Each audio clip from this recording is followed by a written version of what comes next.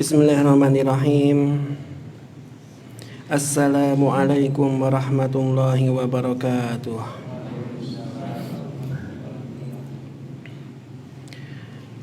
Innal hamdalillah nahmaduhu wa nasta'inuhu wa nastaghfiruh wa na'udzu billahi min syururi anfusina wa min sayyiati a'malina. May yahdihillahu fala mudilla lahu wa may yudlil fala hadiyalah. Asyhadu an la ilaha illallah wahdahu la syarika lah wa asyhadu anna Muhammadan abduhu wa rasuluh, amma ba'd. Ma'asyiral muslimin, para jamaah salat maghrib rahimani wa rahimakumullah.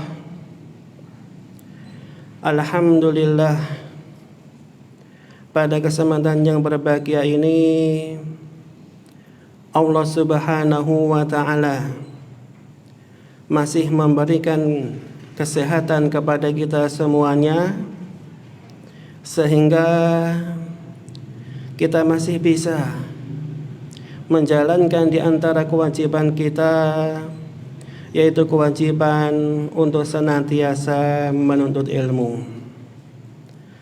Dan insya Allah pada kesempatan yang berbahagia ini kita akan membahas kitab Minhajul Muslim, karya dari Syekh Abu Bakar Jabir Al-Jazairi rahimahullahu ta'ala rahmatan wasi'ah. Dan kita telah sampai pada fasal yang ke-6, Al-Faslu As-Sadis, fasal yang ke-6. Dan fasal ini lumayan agak panjang, dikarenakan pembahasannya ada beberapa poin, ya, yaitu al-adab ma'al khalqi, ya, al-ikhwah, adab terhadap saudara. Nah, di sini ya, yang dimaksud dengan ikhwah atau saudara itu maksudnya adalah saudara dalam artian khusus, ya, bukan saudara artian umum, ya. Contohnya adalah kalau saudara dalam artian umum, ya, seperti kita ini semuanya adalah saudara, ya, saudara seiman, saudara sesama akidah, ya, ini dalam artian umum. Akan tetapi dalam poin yang akan kita baca, mana ikhwah atau saudara di sini itu adalah saudara dalam artian khusus, ya, saudara dalam artian khusus. Di antara saudara dalam artian khusus, ya, itu adalah saudara yang senasab, ya, saudara yang senasab. Antum bisa mempelajari tentang makna saudara ini, ya, dalam kitab yakni Al-Mufassal fi Ahkami Al-Mar'ah, karya dari Syekh Abdul Karim Zaidan, ya. Dijelaskan bahwasanya makna saudara secara khusus, ya, itu bisa terjalin. Yang pertama diantaranya adalah karena nasab, ya, atau karena talian darah.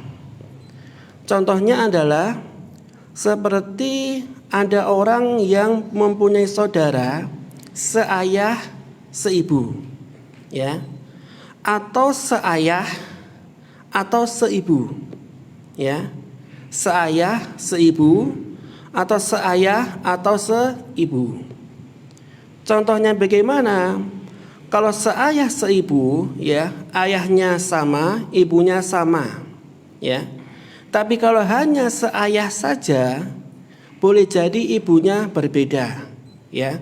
Contohnya seperti kalau ada ayah yang dia itu memiliki istri lebih dari satu, ya, namanya saudara seayah. atau saudara seibu, ya. Contohnya ada seorang ibu, dia janda, kemudian dinikahi oleh seorang laki-laki dan memiliki anak. Dan anak ini adalah saudara seibu dari anaknya ibu dari suami yang pertama, ya. Ini maknanya adalah saudara senasab, ya. Atau dalam artian yang kita biasa pakai, ya, seayah atau seibu, itu maknanya adalah saudara sekandung, ya, saudara kandung, ya. Ini makna ikhwah secara khusus. Dan juga yang kedua, yang namanya saudara itu juga bisa diperoleh dari radha'ah, ya. Radha'ah di sini maknanya adalah saudara persusuan, ya, radha'ah, ya. Contohnya kalau ada seorang bayi, dia menyusu dari wanita yang lain, bukan dari ibunya sendiri, ya. Seumpamanya sang bayi ini menyusu dari ibu yang lain, dari wanita yang lain, ya, dengan susuan yang sampai kenyang dan juga 5 kali persusuan, maka bayi ini menjadi saudara dari wanita yang menyusuinya, dari anak-anak wanita yang menyusuinya, ya. Maka di sini saudara persusuan, ya. Dan hukumnya di sini adalah haram untuk menikah sama saudara, ya, senasab itu nggak boleh, ya. Jadi ikhwah di sini maknanya adalah saudara senasab atau persusuan dalam artian saudara dalam artian khusus, ya. Kita baca, al-muslim yara annal adab ma'al ikhwah kal adabi ma'al aba wal abna sawa, ya. Jadi seorang muslim meyakini, memandang adab, ya, terhadap saudara itu hukumnya mirip persis adab terhadap bapak ataupun terhadap anak, ya. Jadi hukumnya itu sama persis, ya. Maka di sini nanti pembahasan itu akan simpel, tidak panjang lebar, karena hukumnya itu seperti hukum adab terhadap anak ataupun terhadap bapak.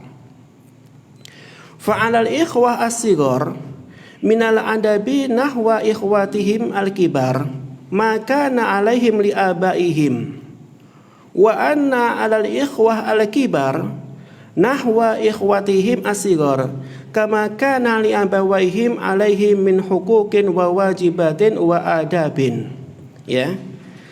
Jadi adab adik, ya, terhadap kakaknya, adik terhadap kakaknya itu seperti adab, ya, anak terhadap orang tuanya, ya, atau adab kakak terhadap adik itu seperti adab orang tua atau bapak terhadap anak.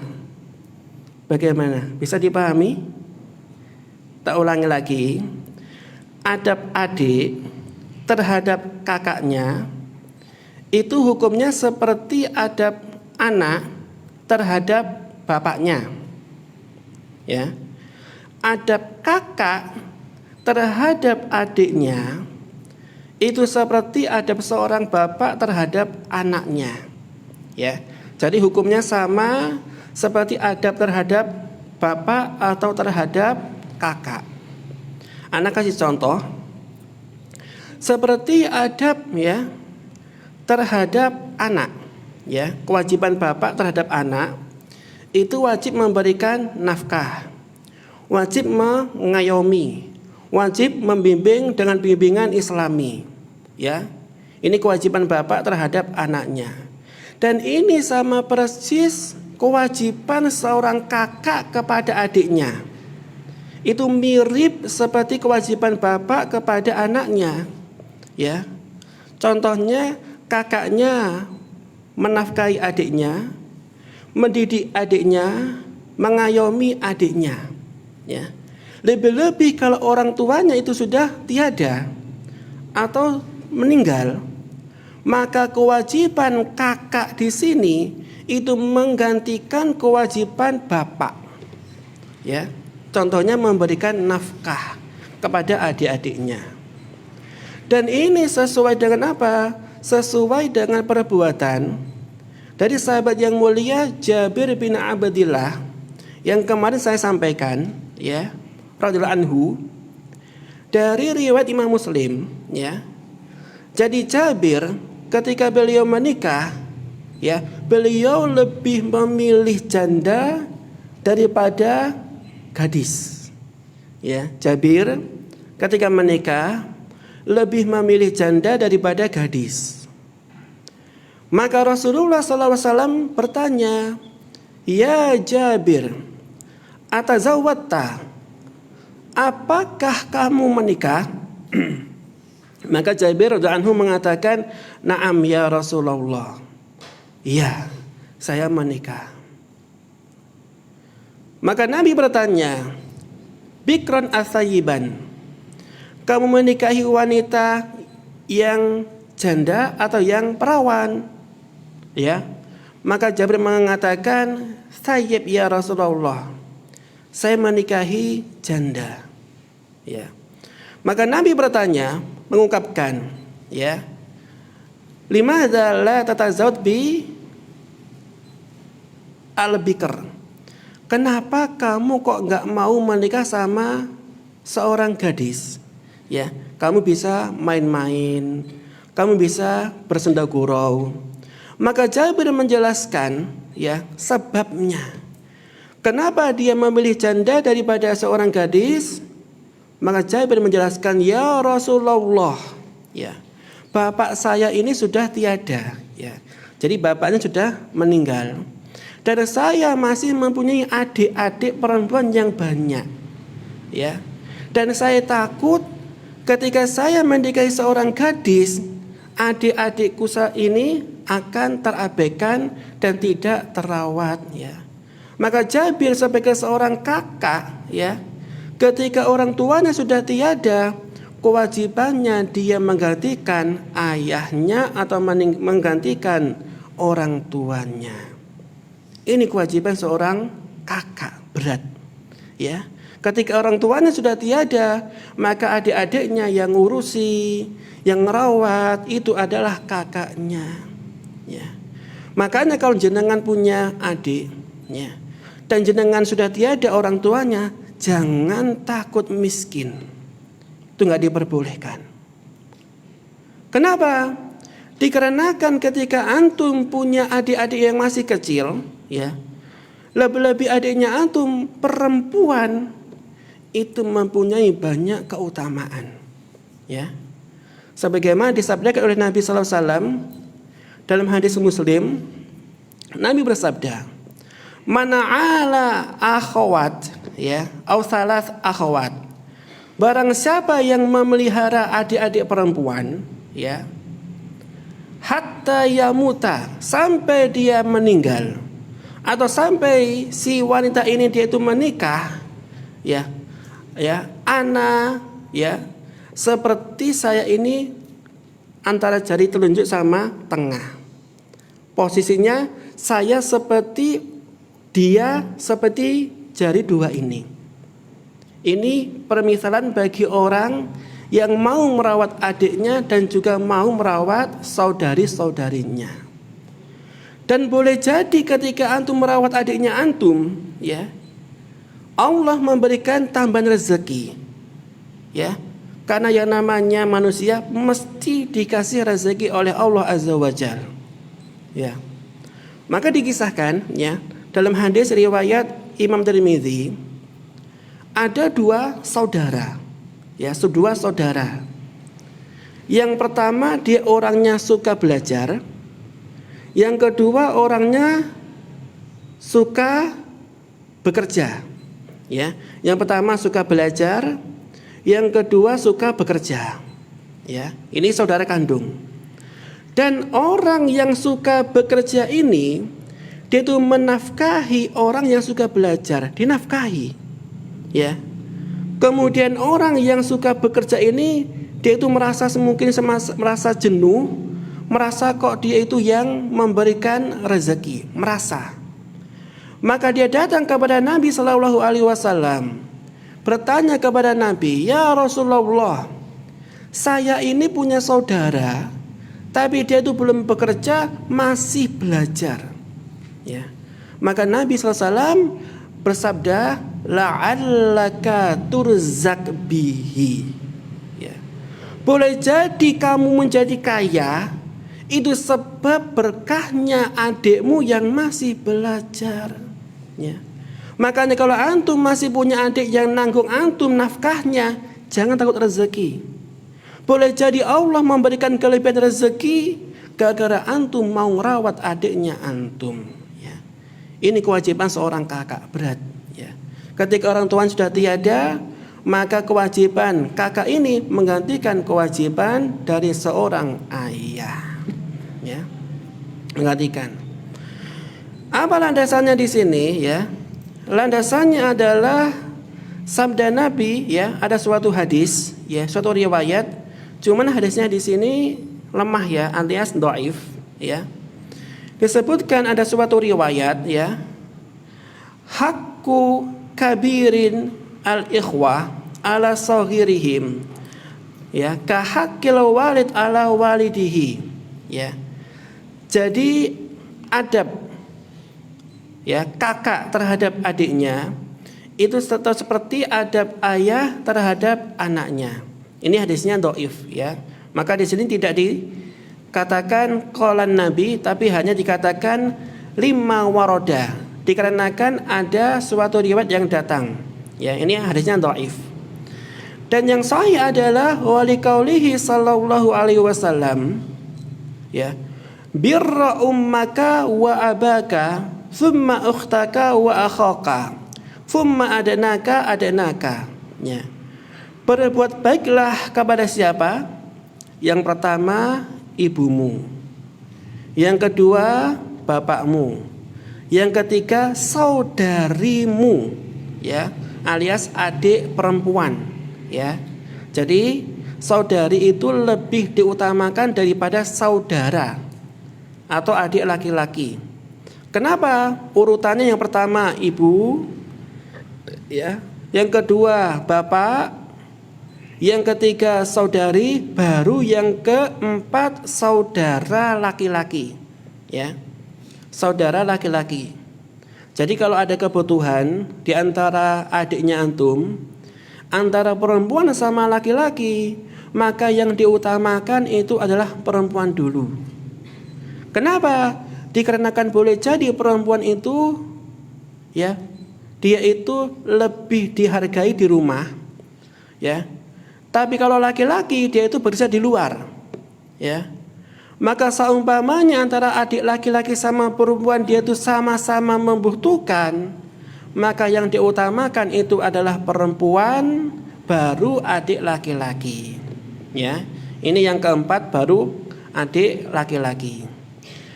Summa adanaka. Kemudian setelahnya atau karib kerabat, ya. Ini susunan dari berbuat baik.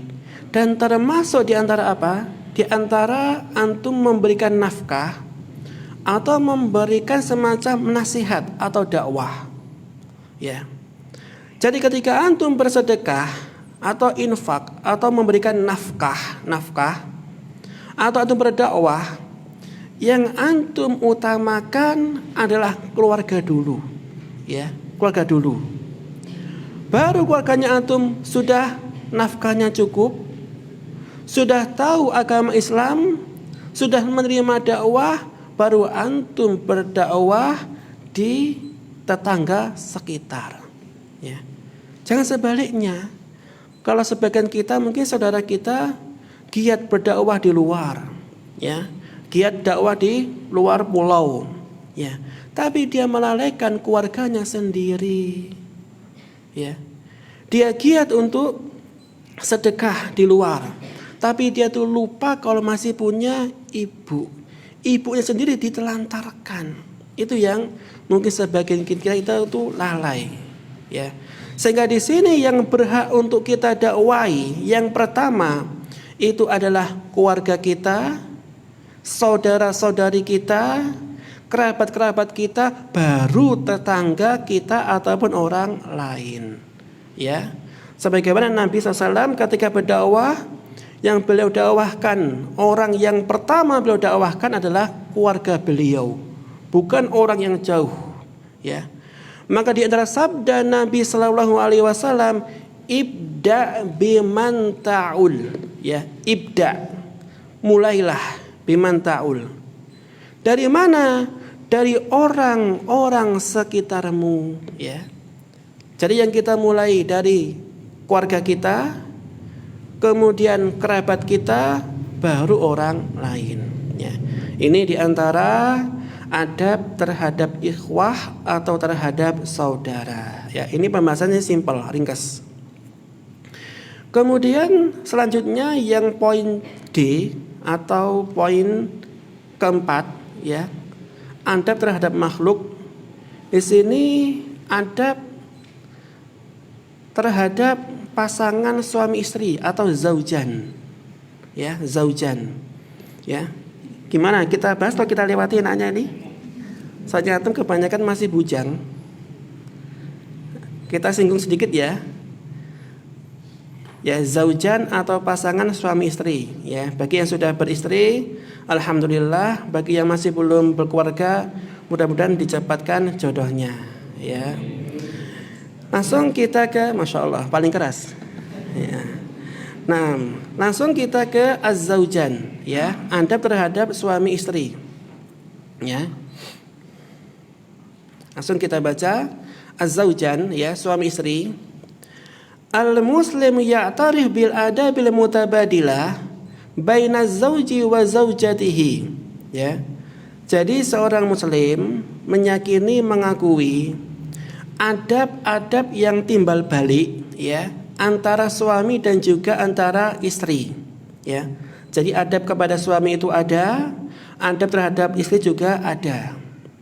Wa hiya huququ kullin minhuma ala sahibihi. Dan ini merupakan hak-hak, ya, dari setiap dari mereka atas yang lainnya.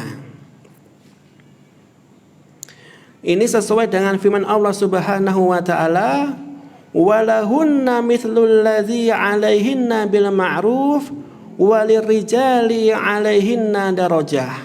Ya.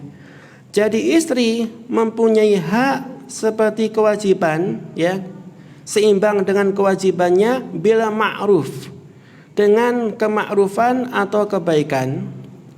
Walirijali 'alaihinna darajah, dan laki-laki atau suami memiliki derajat yang agak tinggi.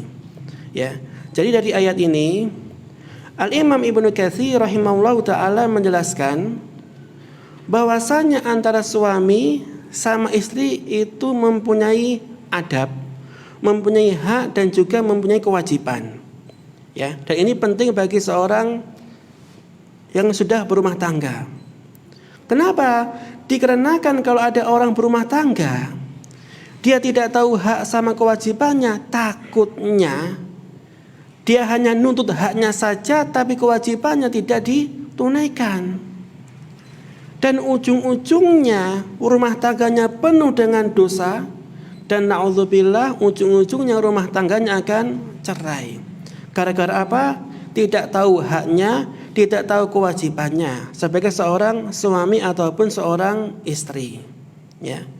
Maka ketika antum mau menikah, ya, poin yang paling penting, antum harus mengetahui apa sih kewajiban dan hak seorang suami atau istri.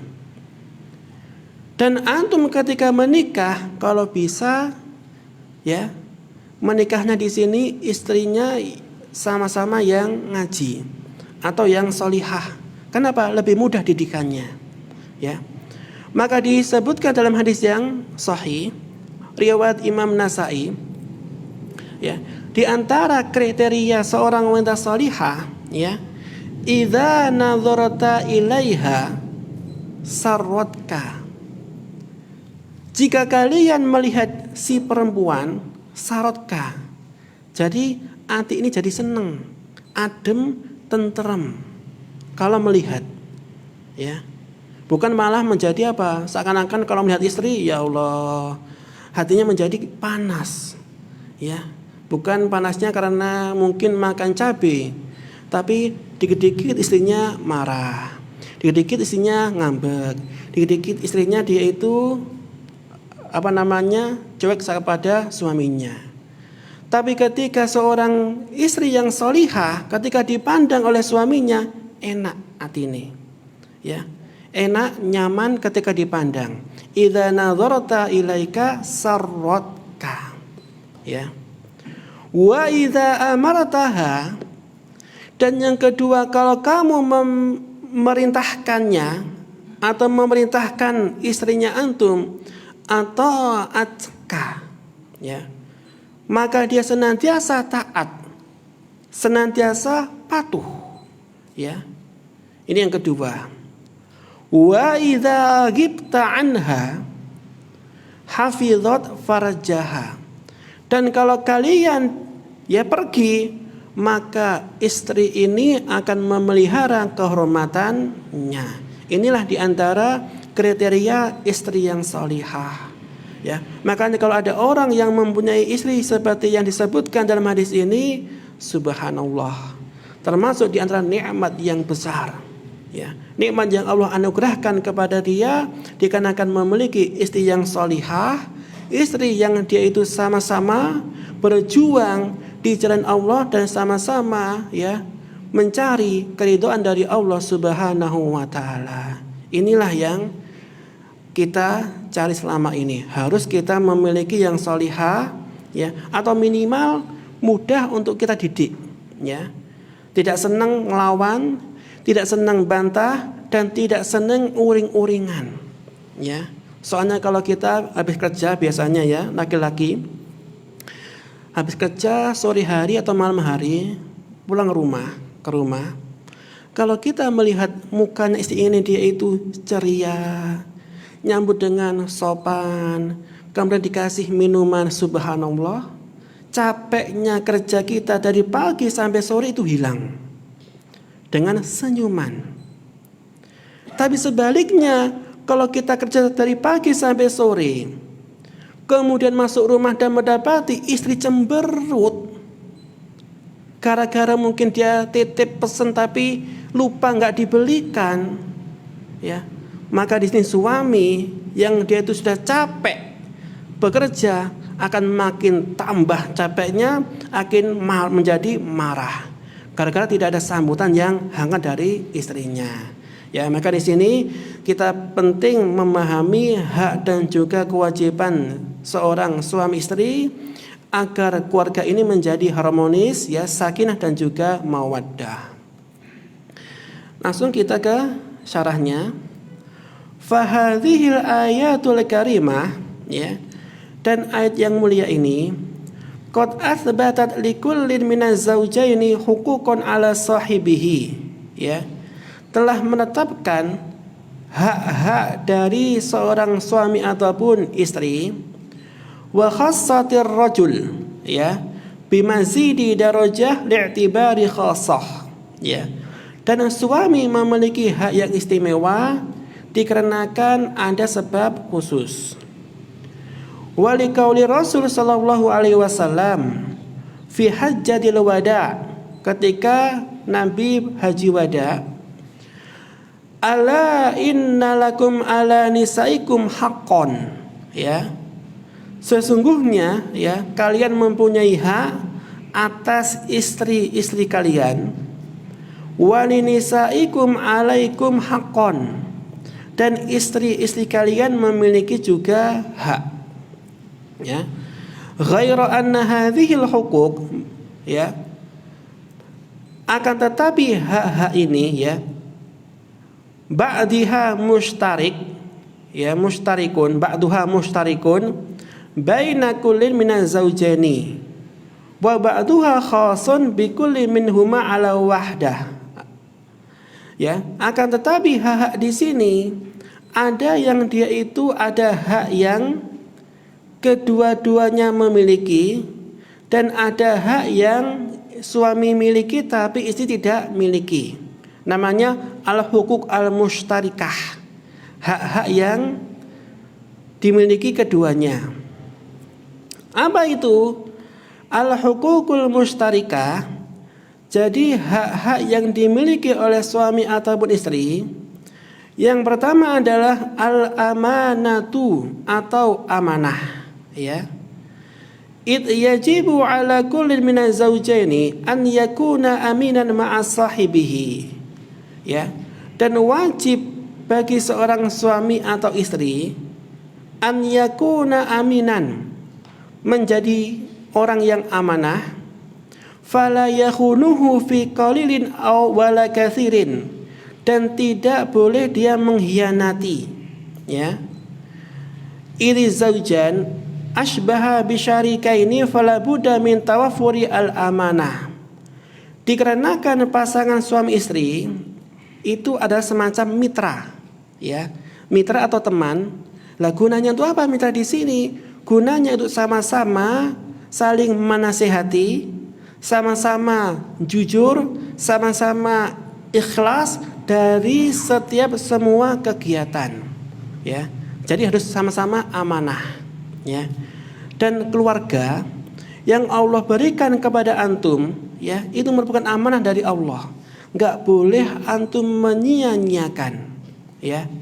Dikarenakan kalau antum diberi amanah oleh Allah, diberi anak, diberi istri, dan diberi keluarga oleh Allah Azza wa Jalla, maka harus dijaga betul-betul amanah ini. Dengan cara apa? Dengan cara kita senantiasa membimbing mereka untuk berbuat kebajikan dalam rangka mencari ridha Allah Subhanahu wa taala. Ya, jadi yang pertama itu adalah sama-sama amanah. Kemudian yang kedua adalah mawaddah warahmah. Bihaitsu kullun minhuma li sahibihi akbar qadarin fil minal mawaddah al khalisah warahmah asyamilah yatabadalani bainahuma, ya, tilatal hayati musaddiqan liqaulihi ta'ala. Jadi yang kedua adalah dia itu harus mawadah warahmah, harus diisi keluarga ini dengan apa? Cinta dan juga kasih sayang, ya. Cinta dan juga kasih sayang. Kenapa? Kalau antum punya istri atau punya suami tapi tidak ada rasa cinta atau tidak ada rasa sayang, maka di sini yang namanya keluarga tidak akan membawakan yang namanya sakinah atau ketentraman hati, ya.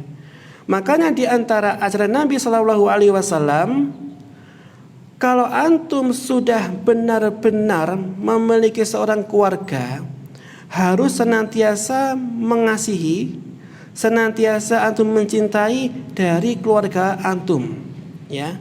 Kenapa? Dikarenakan di sini disebutkan, ya, bahwasanya Allah Subhanahu wa taala menjelaskan wa min ayatihi an khalaqalakum min anfusikum azwaja litaskunu ilaiha wa ja'ala bainakum mawaddah wa rahmah, ya. Jadi tanda-tanda di antara tanda kebesaran Allah, Allah itu menciptakan seorang itu berpasangan, ya. Jadi antum jangan takut ketika antum belum dapat jodoh, jangan takut. Kenapa? Boleh jadi Allah akan memberikan jodoh yang baik, ya. Makanya ketika ada orang yang suka ngeledek temannya, suka dia itu memalsi-malsi temannya, ya, sudah tua tapi belum menikah, jangan takut. Kita harus punya keyakinan suatu saat pasti Allah Azza wa Jalla akan memberikan pilihan yang insya Allah terbaik bagi antum, ya. Dan ketika antum berdoa tapi kok nggak sesuai dengan kriteria, ya, contohnya antum memiliki semacam harapan, ya, harus dia itu orangnya cantik, orangnya kaya, orangnya bagus agamanya, dan dari keturunan ningrat, boleh nggak? Boleh, ya. Yang harapan itu bukan suatu yang haram, boleh. Tapi ternyata kok qadarullah, Allah memberikan antum istri anak orang biasa, tidak cantik, tapi agamanya bagus. Antum tidak perlu sedih. Kenapa? Dikarenakan boleh jadi Allah itu mengabulkan apa yang antum butuhkan dan bukan apa yang antum inginkan. Tak ulang lagi, Allah itu akan memberikan antum apa yang antum butuhkan, bukan apa yang antum inginkan. Gimana? Mudeng ya, insya Allah. Contohnya lah, ya. Antum mengharapkan orang yang kaya raya, orang yang dari keluarga ningrat. Tapi qadarullah, kok jodohnya antum orang biasa, tapi agamanya bagus. Boleh jadi Allah memberikan dari orang biasa saja. Dengan tujuan apa? Dengan tujuan agar antum ketika menikah tidak jaga nih mertua, tapi hanya dijaganya kepada Allah Azza wa Jal. Soalnya sebagian ikhwah, dia tuh niatan nikah itu agak lumayan, mungkin agak melenceng. Dia menikah bukan karena mencari ridho, tapi mencari apa? Warisannya mertua. Jangan ya akhi. Ya, kenapa? Kalau kita mencari warisannya mertua, sama saja kita menggantungkan dunia bukan kepada Allah, tapi menggantungkan kepada manusia. Termasuk syirik apa enggak itu? Ya, khafi, ya, tersembunyi, dosa yang tersembunyi. Sehingga ketika itu menikah, kalau bisa, ya, tidak menjaga mertua, tidak menjaga orang tua, tapi kita harus bisa menjaga atau tawakal kepada Allah Azza wa Jal. Ya, ini sedikit kisah yang nyata, kisah teman saya. Dia itu orangnya nggak pernah sekolah. Orangnya dia itu nggak pernah sekolah, nggak pernah SD. Umurnya masih muda dia, masih sekitar 35, masih muda. Ya, sekarang kalau ada orang nggak sekolah, mau nggak wanita dinikahi? Ada ya, tapi langka. Dia nggak sekolah, si laki-laki ini, dan dia memberanikan diri untuk menikah seorang wanita, ya. Dan ketika menikah nggak punya modal, bapaknya hanya tukang becak, hanya tukang becak. Ketika menikah, dia itu ngutang. Dan ketika meminang sang calon istrinya, dia mengatakan, ya, aku ini gak duwe apa-apa. Kerja masih serabutan, orang tuaku becak. Apakah kamu mau menikahi saya? Maka sang wanita mengatakan, ya, kalau masalah urusan dunia, kita cari sama-sama. Insya Allah, kalau kita ridho dan kita ikhtiar, Allah akan memberikan dunia ini dan juga memberikan akhiratnya. Sehingga sekarang anaknya sudah 3, dan dia sudah berpenghasilan, berusaha, punya usaha, sehari omsetnya bisa 2-3 juta. Dan dimulai dari apa? 0. Sama-sama istrinya ridho, suaminya ridho, maka Allah Azza wa Jalla memberikan keberkahan di keluarganya. Ya, makanya antum ketika masih belum kerja ataupun sudah lulus tapi masih mencari, jangan galau.